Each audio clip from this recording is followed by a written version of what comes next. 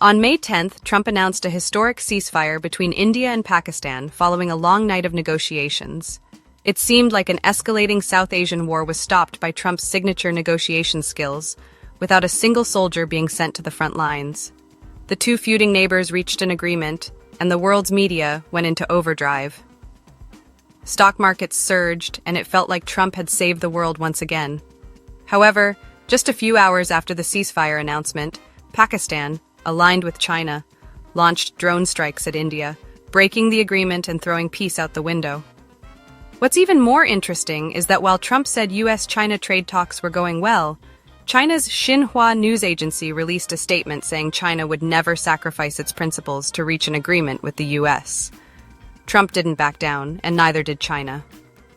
Both sides were playing their cards behind the scenes. This wasn't a mistake, an accident, or a misfire. It was clearly sabotage.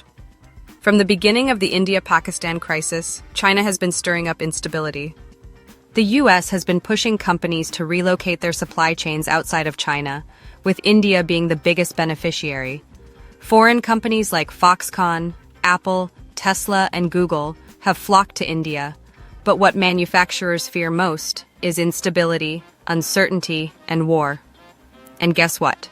The CCP specializes in creating instability.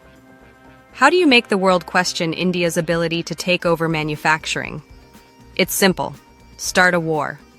News headlines filled with border skirmishes, missile attacks, and nuclear war threats would naturally make foreign investors rethink whether to move factories out of China and into India. This isn't the first time China has done this. They chose to have someone else do the dirty work while staying behind the scenes, and that someone else is Pakistan. China and Pakistan are deeply tied.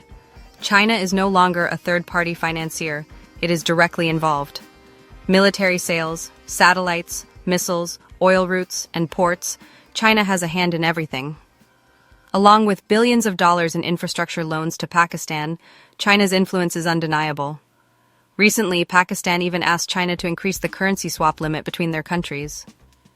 After the Indian Air Force's airstrike on May 7th, Pakistan's foreign minister proudly announced they used China's J-10C fighter jets to shoot down 5 Indian planes. China's state-run media immediately followed up with intense propaganda, claiming their domestic weapons had achieved world-class standards. Public opinion exploded and stock markets surged. But the reality was far more brutal. Pakistan's Chinese-made PL-15 long-range air-to-air missiles failed to detonate and fell into Indian territory, where they were quickly seized and analyzed.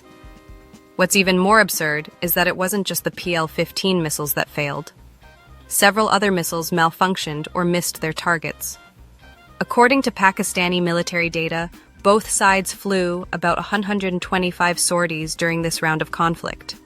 Pakistan fired dozens of air-to-air missiles, but only 5 hit their targets, giving a hit rate of under 8%.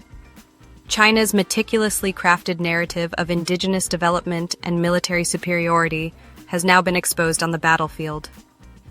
India leads in air-to-ground strike capabilities, long-range surface-to-surface missiles, and air defense interception systems.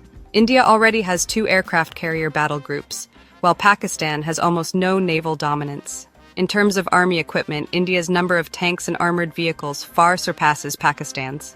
Recently, India signed an agreement with Israel for advanced air-to-air ballistic missiles, which will allow India to strike Pakistan's deep targets, far beyond the reach of Pakistani aircraft, drastically limiting Pakistan's strategic response options.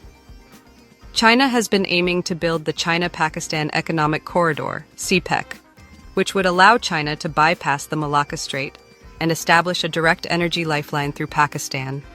The only viable path for this corridor runs through Kashmir, a region India strongly opposes as it infringes on sovereignty. Kashmir is also rich in oil, with confirmed reserves of 9.1 billion barrels. If Pakistan takes control of Kashmir, China could potentially help it develop oil reserves, clear its debts, and turn Pakistan into an energy exporter.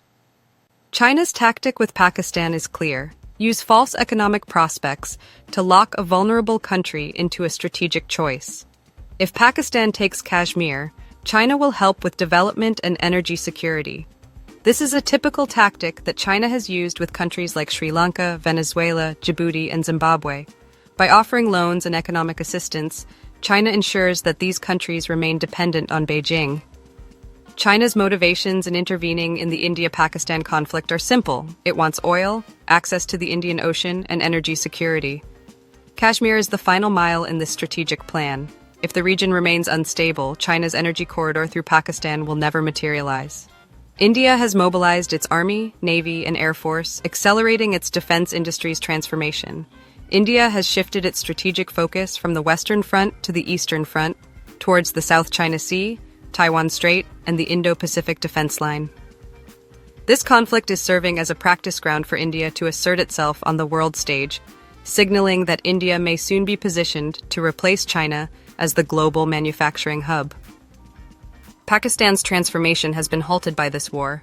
Prime Minister Shahbaz Sharif's government was focused on reforms, but these efforts have stalled. China doesn't want Pakistan to succeed. It wants a controllable, chaotic ally. Once the war broke out, internal reforms were derailed, opposition gained traction, and religious forces stirred.